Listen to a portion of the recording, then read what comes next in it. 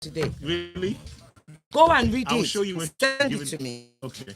The president of the Nigerian Senate, Bukola Saraki, I like how they started it. President of the Nigerian Senate declaring to run for president of Nigeria. Dun, dun, dun, dun, dun. And he announced this at a conference or a seminar that was organized by a group that has touted themselves as being a non-partisan. Nwaji, let's go straight into the story. The political theater is upon us. Yes, it is. Early this morning. All right, so this is not necessarily surprising. I think it's been touted for a few weeks now that Saraki was going to declare his run at the highest office in the land. So I think he was just using this particular platform to do it. So it's interesting because for me, whenever I hear these things, people always come up with all kind of statements. I can't believe this is happening. What's going to happen? But for me, this is democracy. Whether you like it or not, these are the tenets of the things that you're going to have happen.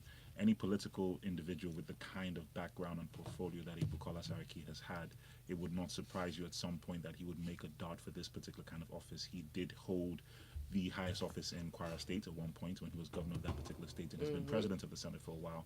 So it shouldn't come as a shock if you align his ambition with regards to the things that he wants to do, and also maybe somewhere inside him he has genuine intentions for the betterment of his country. So I think we should give him benefit of the doubt. I do enjoy the things that he said with regards to when he made that declaration statement, and the two things that really jumped out for me was when he said unemployment is at an all-time high, which is a fact. Businesses are shutting down, fact.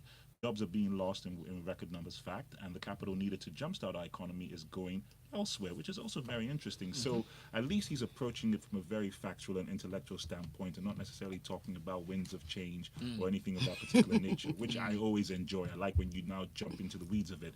Now, for me, you can look at it and people would disagree, but once again, it's part and parcel of what comes with democracy. And as long as you package your ambitions properly, then you should be able to now align it.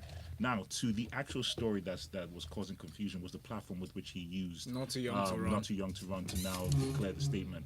Now, they're coming out and saying that they're not happy that he used this. They're non-partisan because it's not going to show that. Do you think? aligning. I mean, do you believe but that's that nonsense. statement? That's absolutely nonsense. They invited him to give. That's what I'm saying. It's nonsense. So the minute you invite somebody like that, and you give him a microphone, You're not whatever they going want to to say. censor him. So all that is just you being sentimental, and that's pretty much it. Thank you. All right. So I mean, like you said, he said all the right sound bites, or near to the right sound bites. But it's not some new guys, standing on the outside. He's being part of the system. Yeah. Right. And he's showing no indication or signs that he is willing or capable. I'm not even going to go to capable, willing to do anything differently. So why he needs to show Nigerians or tell us why we should take him seriously. Okay, you missed my point. None of them have shown. Okay, sorry, Mr. T. So here's my question to Senator Saraki. GDP, unemployment and businesses. Sir, when you were governor in Kwara State, how many of that did you achieve in your state? 8 years. Nwaji, let's not get excited. He can write, and he has excellent people who write him the most beautiful, very rhythmic speeches, but that is not what we want. If you have not been able to achieve this when you were at the helm in your state, why should I believe? Clearly, you can't achieve it at all. So let me go back to my initial point about the political theater. The point being is that he has come out on these platforms of these particular indices. It is for Nigerians, like you both have just articulately said, when you were governor, did you address these particular issues? And it's for him to answer. That is what democracy is all about. And that's all I'm saying is what I encourage. So getting into the weeds as to whether or not he can and can't do it is part of the conversation, but let us not ignore the conversation. Do you expect that we'll have debates on this? Of course, Counter narratives all over the place. They. Do you think Who is they? No, but it's not about they. It's not about them. It's about us. And that's the point I'm trying to make. It's about us. For time reasons, let's keep it moving. Our next story, Miss Ireti, I'm going to come to you for this one. It's a story we dealt with yesterday, Lagos. The MTN saga, $8.1 billion, which the Central Bank of Nigeria had asked them to pay back in illegally repatriated funds. That's what they'd said. Well, MTN is saying the Senate has cleared us. Now, the details of the story, essentially, after 2 days ago, they said MTN violated their rule, which required such transactions to be done with regular certificates of capital importation issued by Apex. It had been the subject of an intense inquiry and investigation by a committee set up by the Senate. and that the results that came out there and said, well, they did nothing to really contravene foreign exchange laws. So far, some of the banks that were implicated as well, that Standard Chartered and Diamond Bank, have come out to say, listen, we are going to cooperate fully with the regulators on this matter. But Standard Chartered didn't outright, as far as we understand it, deny all these allegations. But your thoughts on this story, Ms. Rosie? So, the Senate, for once, we actually saw something that they started, and it looks like they're finishing it and they're handing over the report as in a file, a proper file, to the CBN. It's really very important. It's quite. Soft copy? We've got to find out. Oh gosh, that brings images that I don't want to think about. But anyway, anyway, back to the story. Yeah. So, but on the other hand, I start to think to myself: is it because somebody in the yellow company hasn't paid somebody inside the house? Is that why this is happening? That's the cynic in me. So put that aside. Okay. Now, MTN, or the yellow company, let's just call them the yellow company. First and foremost, when I first heard this, I thought, look, they're making a scapegoat of them again because they are big, they are yellow, and you can't ignore. When you're big and yellow, you can't exactly be ignored, can you? Right. However, what happened, what they have done, so MTN in this case, because I think a lot of people still don't understand, and since I'm a layman, I'm going to try and explain it so laymen understand it. Customer, the yellow man, MTN, right? Comes to Folu, Mrs. Banker, please, I need you to send this money to my people, in the abroad, right? However, this money is a particular type of shares which I'm converting, right? Is a particular type of loan which I'm converting to the particular shares for the big shareholders, right? Remember, they're big shareholders. That's what's going on. Now, what the bank should say to me, Miss Folu Banker should say to me, no, actually, Miss Ireti, sorry, you might be big, you might be yellow. I can't do that. I can't just do that. I need to go and get permission for Mr. Tunde Big Banker Apex, right? Mr. Tunde would then say to you, Mr. Folu, well, Miss Folu, you know what? You can, however, you've got to tick this box, tick this. What they did was they didn't tick that box. Now, going back to MTN, what MTN is saying is, look, we didn't do anything wrong. Actually, MTN, you did do something wrong. Where did MTN start to do things wrong? They falsified line items in their annual report. I have worked for the CFO of Zain. Oh, sorry. Well, they don't exist anymore, so we don't get charged for that. I have worked for a CFO, and the one thing is that the annual report is sacrosanct. Like, as in literally, you do not put any line item on there that is false. In other parts of the world, you can go to jail. So, but however, let's go quickly to MTN statement, and I wanted to read that out. MTN statement is interesting, and I would argue that it has an underbelly of threats to it. The reemergence of these issues, and I wonder how many there are, these issues is regrettable as it damages investor confidence and, by extension, inhibits the growth and development of the Nigerian economy. We will engage with the relevant authorities and vigorously defend our position on this matter and provide further information when available. This is it. When you start to actually put yourself, what they actually saying, they position themselves in this statement, they're positioning themselves as part of the people or part of the companies who are actually upholding the Nigerian economy, and they're saying, look, people like us who would want to come in would not want to come in because of what you're doing. You keep scapegoating us. You keep poking fingers on us. Well, that's a good point. Yeah, you keep poking fingers on. But they couldn't do this anywhere else in the world. So it's 6 of this and half a dozen of the other. Let's wait and see what the final conclusion from the Apex Bank is, since they are cooperating, because at the end of the day, these are allegations that they still say, listen, we didn't collude with the bankers. If the bankers went ahead and did something fraudulent on their own part, then that's their issue. But MTN were not complicit in that, and that is their definitive. But they wouldn't have been guilty if they hadn't falsified the annual report. But the annual report is actually, let's not argue what is fact. But it's not here. We don't know if it's Hold on, you can go and check it. Annual report is a public report. Okay, we will look that up. Thank you very much for that. Moving on now. Yes. To Daily Times newspaper, we have 2019 crisis looms as National Assembly asks federal government to funds from the 943.5 billion Service Wide Vote. So Tunde, you'll recall that in July of 2018, this year, the president asked the National Assembly to go fund the 164 million supplementary budget for the 2018 budget, actually, to take that for the conduct of 2019 elections, they should take money that was allegedly inserted into the 2018 budget. And it goes back and forth. Now the National Assembly seems to, the committee rather that was set up to look into INEC and electoral matters, have rejected President Buhari's request that the INEC budgets really be funded from the 578 billion naira special fund they inserted in the budget, as the committee recommended that the executive via money from the 943.5 million naira service vote. And they're going back and forth on this. Where's this going to lead us?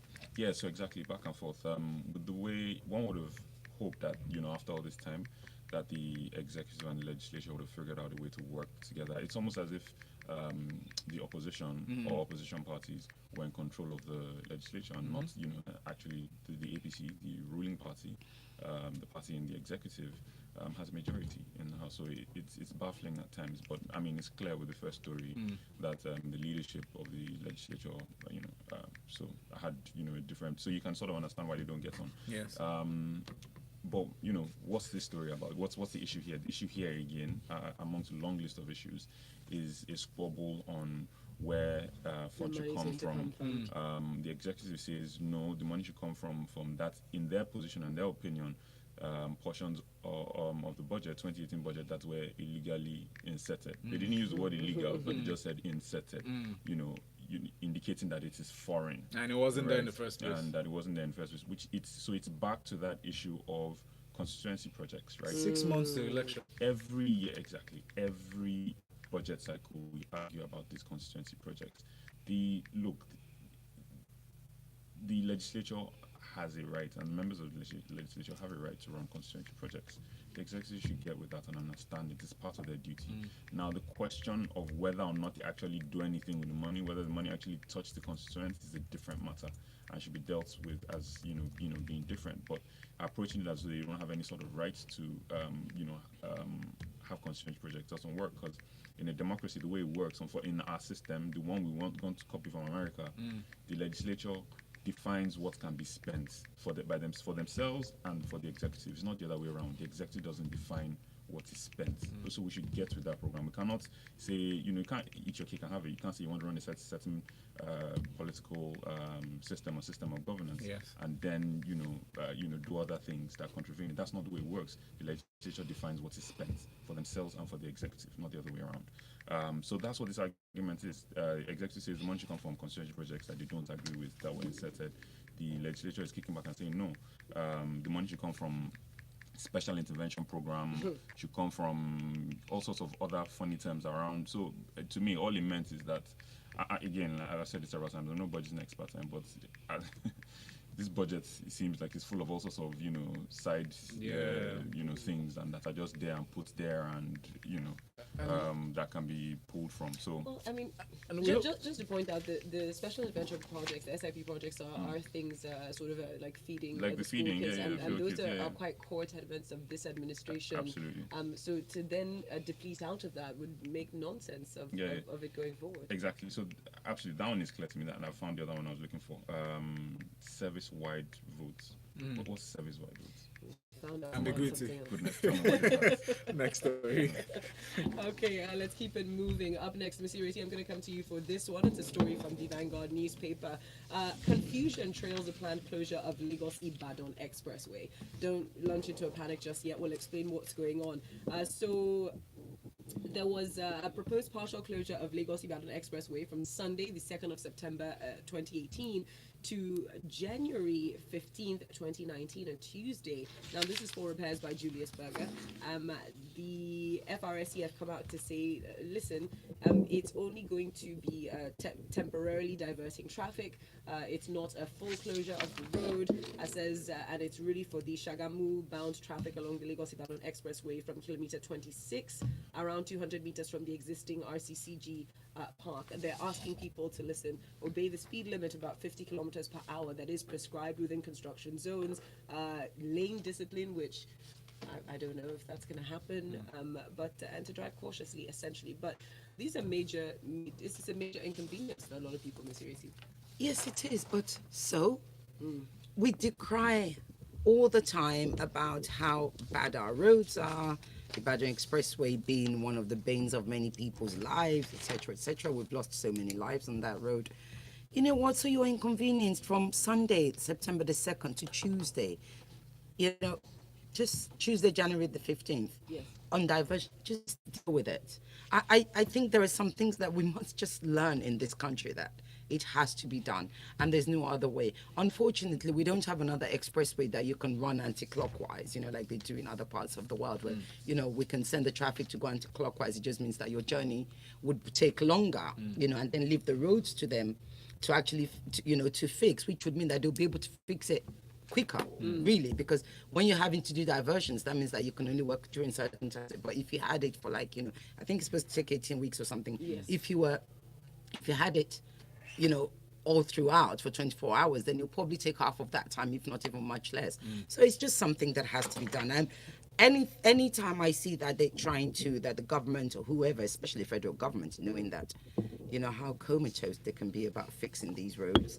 Whenever you see them trying to, you know, doing anything like this that's positive, I think we need to encourage them. And Nigerians actually need to stop traveling so much. Can I just use this opportunity to say, can we all really start to learn how to work from home? Bosses, start to train your employees how to work from home and start to apply. Tunde is sniggering. No, honestly, I think we can get there. Thank you very much for that. Let's get a few of these comments through before we move on with more stories. Kenny Hetuki up on WhatsApp says, while politicians are busy declaring to run for various offices, the opportunities that most of them have created for the ordinary man is to declare to run a vote in this country. Yeah.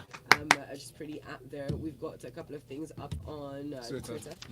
We have this one from Steve Obiako. It says, the aspect of Saraki's declaration that did not fly for me was when he said he was called upon to run. Oga, he says, Oga, we are not forcing you. Tell us you're vying for this top job because you've got the guts and the requisites. Who called you? While Ufedo says this MTN saga does very little for our perception as an investment destination, their annual report is actually not public because it's a private limited company still. And also in all of this, there's been no discussion on anything being falsified on their annual report. And even if there is, that is outside of CBN's purview. Thank you very much for that. We have mentioned, of course, that there are some investigations going on, so we'll keep you updated as the story progresses. From Vanguard newspaper, who have this next story: presidential candidates coming through direct primary. 34 states go for indirect. That's from the APC.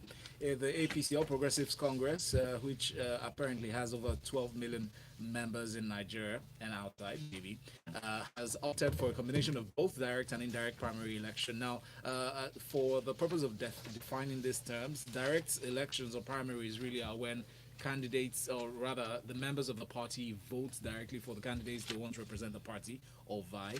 Indirectly is when they nominate delegates to go do the to bring out the candidates themselves. To take us through the story. Yeah, and without Valentine, you've described the entire story. There's really nothing else. That's the juice of the story. Really and truly, I don't know why they dedicated so many pages to it. It's almost like, you know, body filler. But really and truly, that's what it is. They have the only other thing to add or of note is clearly this is a strategic power play in some way, right? When in the indirect approach where delegates are elected, those delegates obviously become a power unto themselves in a certain way, right? And it's easier for them to sway the outcome of the primaries, so to say. So going indirect is more or less, it's an approach to diffuse power as opposed to concentrate power, which reduces the power of certain power, you know, reduces the influence of particular power blocks within the party. And, you know, all the, you know, back and forth and all the things we've heard about different factions within the party, and, you know, the outcome. So going direct puts that in the hands of the actual voters, the members, the electorate, exactly. But it's harder. It might be trickier to manage in terms of logistics and all of that. So to me, the way I see it is, it's like pieces on the chessboard, right? If how do I if I see that this particular person or this group are not favorable to me, how do I move to a ground that is more favorable? Well, would this have happened if there were no defections as we experienced lately? I actually don't think this has to do with the defections. It more has to do with boo-boo party leadership. Yes, Bubu, Jagaban. But what I do find and all the other type interesting of is things that with going on. those defections, they're willing to risk a direct primary for the presidential candidates, Yeah, because that it's imagine. a bit of a wild card move there, and it opens up. And also, it's important mentioning this so that for people out there who are interested in individuals within those parties, that you understand that you do have to get more involved. Yes, absolutely. And you've got to be present. Otherwise, these decisions will be made for you. And it will affect you. So, I mean, when you say wild card move, yeah, it can. So in term, it can look like a wild card move, but for me, it's an indication of where the presidency or the president used his strength. Clearly, he's not in the best of places with the power blocks within his party. Yeah. So he's taking his chance with the people and diffusing the power of the factions. Thank you very much. Next story from Punch newspaper: Indicted soldiers in airport protest will face military. That's coming from the Chief of Army Staff, Lieutenant General Tukur Buratai. He said soldiers who participated in the protest at Maiduguri International Airport some weeks ago will face the military justice system. Waji? I mean, I always get very worried when men in uniform, men who have access to weapons, protest, because these things just absolutely scare me. From the point of view of when you now read the report that they were firing off live rounds in the air for whatever reason. Yes, we can appreciate you're aggrieved. We can appreciate that you have concerns regarding the status and the makeup of what you do with regards to your occupation, but there has to be better ways with which you engage your employers to get your point across. Causing physical and public disturbances in the name of you trying to get your point across will never get you anywhere.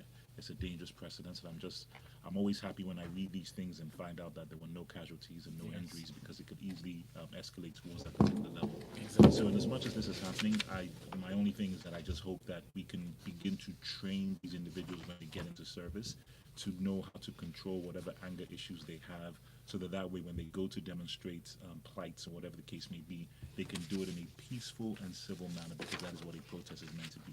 Using your physical weapons to now demonstrate your particular plight does not get you anywhere. But they were protesting a redeployment of troops, and that's perfectly fine. we've heard of cases where some were redeployed from certain parts of the country into those, terror regions, and most of them And lost that's their fine, lives. and that's fine. And I'm sure the military adjudicators have systems and processes that you can follow in order for you to now make grievances. But you're a soldier. Yeah. Okay, that is your job. Once you sign up, that is the occupation. You will be put on the front line. Thank you very much, Waji. Okay, let's keep it moving. Up next, let's talk about FAAC sharing a 715 billion naira revenue in July. This one is from the Guardian newspaper. All right, so we'll jump into the story very, very quickly. Tunde, coming to you for this one. We're looking at money sharing, which is always an exciting time in Nigeria, let's be honest with ourselves. We do like when that happens. Money is being distributed, what difference it's sort of going to make within the states that it is distributed to. But what are your thoughts on this and the amount of money actually that came in? So it's cup in hand time now.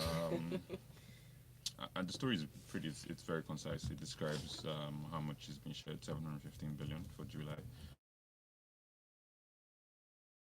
The government, the executive, the states and the local councils getting theirs directly, and then highlights what was shared with all producing states. I think in addition was given to all producing states and revenue generating agencies. So really, this is it's information, right? But then it always brings back, especially when we look at earlier in the year when there are a number of stories that were generated from shortfalls in what the states expected to have been shared to them, and that went into looking into NNPC's books and saying that there was a shortfall in what was remitted and the shortfall in tax and a bunch of other things. Okay. Right, this story doesn't go into any of the outcome of any of or the findings of any of that audit, but it just states what was spent, what was available for sharing in July. I would really like us to go to arrive at a place where it's not cap in hand time, and more the different parts of our nation, different states and different elements were more so to say self-sustaining. Okay, I do have to say that taking a look at, because I had to go back and dig out numbers from earlier this year just to see exactly how much was sort of shared between the states previously. This is 715 billion for July, is a massive increase from Around gaps in tax remittance, gaps in the NMPC books, and this doesn't explain it. Is this hike as a result of monies that should have been paid into the federal account to the federal accounts now being paid? It doesn't say anything about that. Okay, let's quickly move on. Up next from the Punch newspaper, we see there are 5,000 out-of-school girls that are to acquire basic literacy and numeracy skills. This is happening in Lagos, and they're saying, listen, it's in a bid to sort of increase the literacy level from a high 87% they've given it. Now, it does seem that the girls are relatively young. It doesn't talk anything about adult literacy levels as well, which I think would be an interesting conversation. But what are your thoughts on this story? My thoughts are extremely positive. I have to say, and look, this is not like me normally, but Fela Bankolemo, yes, I know him. He's doing a fantastic job as special advisor on education. Honestly, kudos to him. Lots and lots and lots of work going on in there. The book, the literacy, and encouraging people to read. And I think they're also doing other programs on adult literacy. So, well done to him. This is exciting. 5,000 out of school girls. Out of school is what they say. Out of school. That's kind of scary, because clearly it means that 5,000 girls out there who either their parents haven't been able to afford to send them to school, or they just haven't seen the inside of a classroom, and now going to be educated. I'm curious to know what their age is. We don't know, because in Nigeria, people are rude enough to often refer to 18-year-old women, etc., as girls, 22-year-old women as girls. So we don't really know we can't presume what their ages are. But it's part of a program that's called Ikonkeko, which means Lagos is learning. Fantastic, nice. Well done. Yeah, it's rather nice. And I always like the way they sort of try to bring, the local language and juxtapose them together. It works beautifully. They want to raise the literary rate from 87 to 97%. I think that's brave. That's ambitious. But of course, it's doable. Why not? All you need, again, is investment, and a lot of hard work and focus. Fela's doing a great job. Sorry, I just got to shout him out. Fela Bankolemo. Thank you very much for that. Done. And very quickly, finally, from the New Telegraph, Buhari departs for China today, traveling president on the move. So the summit that's going to be happening between the 3rd and 4th of September, and he's going to be there. Waji, your thoughts? My thoughts of what you just said. But they do say there's an interesting line there that I'm going to read out very quickly. Where he says, you guys should see Waji's face, actually. Listen, they want to upgrade the relationship between Nigeria and China from strategic partnership to comprehensive strategic so partnership. that obviously has to do with transfer of knowledge and expertise and all those different skills that the Chinese use. So just going from them coming to build and bringing money is about, can you transfer that knowledge so that our people can have capacity? Transfer the knowledge. You think they would invest a little bit more in protecting Nigerian jobs from Chinese workers? It will, actually. That would be good. Yeah. That would be helpful. And Lagos, this is where we draw the curtain on the show. Freshly pressed 981. Catch up on all the latest, all the previous episodes you've missed. Go to youtube.com/smooth981FM Lagos. Special thanks to Analysts, Isiogate Lagos, and the corporate MC at Big Cuffs. Coming up next, we'll talk sports inside the locker room, and that's at 8:15. Good morning. Get quick access to notes All right, from guys. page like that. Ron said the corporate MC. What I was saying is, even I would pose with your dad, and I've never met him. What you talking about, Willis? I would use his name. I would chat. What you talking about? I may not know him, but